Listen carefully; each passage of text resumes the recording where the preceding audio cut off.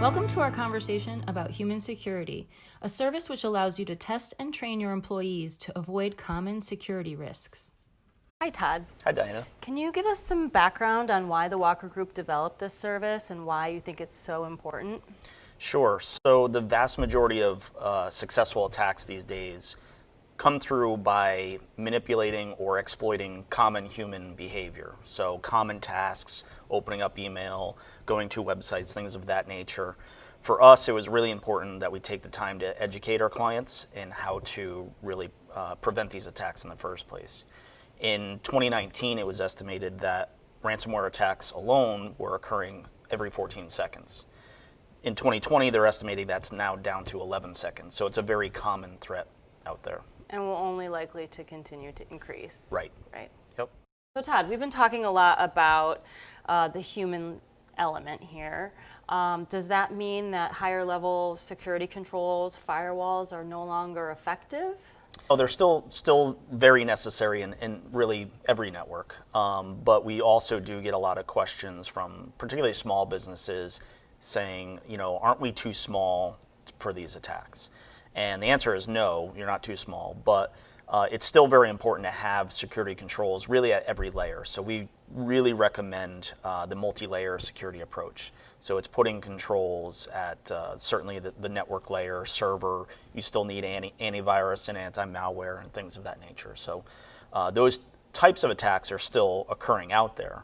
The ones that are really causing a lot of the buzz in the news are really coming through with attacks targeting with ransomware.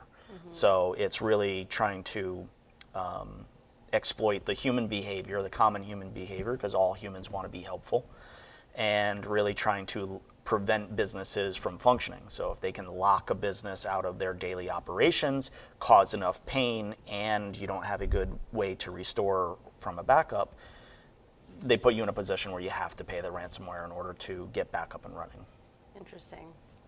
So it's about creating chaos in the workplace, disruption, and then some monetary gain. So it may not be the breaches that we do hear about the breaches in the news where it's $55 million and it's a really large enterprise level organization, but this is happening across the board at all sizes of businesses. Right. Yeah. There's no business out there that is completely immune to these types of attacks. So it's really important to have a service like this to really educate our clients on what to look for. And I would imagine that the rate of success is higher when you're doing these types of attack, when hackers are using this kind of these methodologies to really get in, because you have so many more people, you have so many more chances that someone's going to make a mistake, make an error, skip by something, download a file.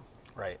Yeah. So I mean, that's why even for very large organizations that have the budgets for very expensive software and hardware security controls, they're ineffective again if you're opening up the front door. And unfortunately, it's human behavior to want to be helpful, and so that's how it came to be. Can you give us a couple of other examples of common user level phishing or spam threats, things like that? There's social engineering is one of those, and again, so some of those can be through phone calls, calling to say, hi, I'm so-and-so, and I'm from your IT department, and your computer is sending out errors, I need to take a look at it.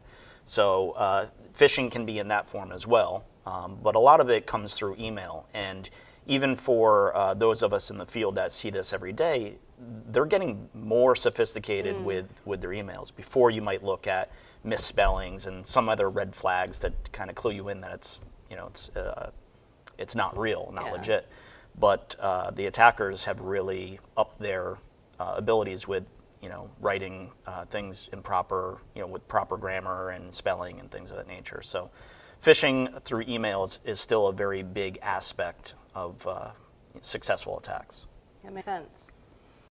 Well, all it takes is one user to open the door and let a hacker infiltrate a network. Yeah, exactly. And there's a lot of small businesses that we talk to that say, well, aren't we too small as a company? What would they be after? And sometimes it's not so much the value of what the data is, but it's the value of, can I cause enough disruption to your business to force you to pay a ransom, to get back up and running. So yeah, when it comes to security, it's far easier to trick a human these days than it is to really try to attack a firewall that they know is going to be a challenge. All right. So let's actually talk about the service that we've created. So with all of this in mind and these threats increasing continually, let's discuss what we've developed for our clients. Sure. So human security, the service provided by the Walker Group, really is structured to provide security awareness training, but also to perform regular testing. So it's not enough to do just security awareness training one time and expect that that's going to be good enough.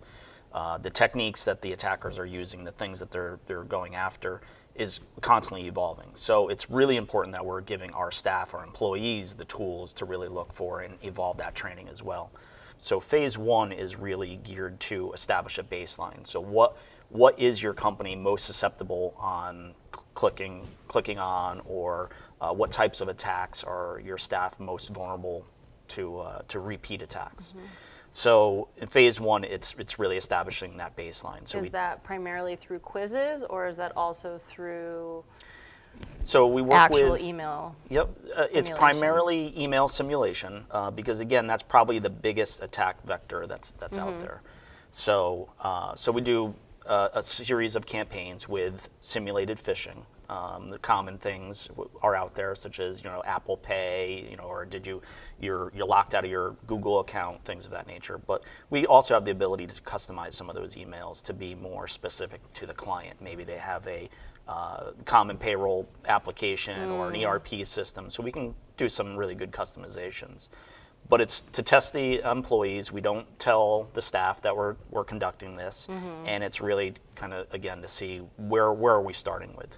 Once the baseline is done, then we move into the training phase, which is now let's give the employees the tools to prevent these things. And then phase three is really testing, how are they doing now that they've had those security training. As they move through those phases, through the baseline, the training, and the quizzing, and things like that, are we able to provide metrics? Are we doing a lot of grading? And how granular is it? Is it down to the user? Is it sort of, how do you set that up? Is it by department? Sure. Who's on the naughty list? Right. Yeah. So through each of those phases, we're looking at the results from each one, and then consulting with our clients to provide them with a report with details of how did they do in the baseline, how did the training phase go, who completed it, did everyone complete it, and did they pass or fail the quiz at the end. But all of those phases, we produce a report. And so some of those metrics are really measuring the effectiveness as a whole of the ongoing training. So, typically you might see a higher amount of people falling for the simulated attacks in the baseline, and through the ongoing training, that number should decrease. But through each of them, if we're starting to see repeat offenders, then we're able to tailor the service to really focus on those who are a repeat offender and give them the additional training and focus that they need. Based on what we've heard today, it is very clear that applying security at the human level is as important as the security protocols that are in place at the network level. If you're interested in learning more about how the Walker Group can customize this service for your business, please go to thewalkergroup.com to visit our human security page or reach out to us. We'd be happy to speak with you. Thank you.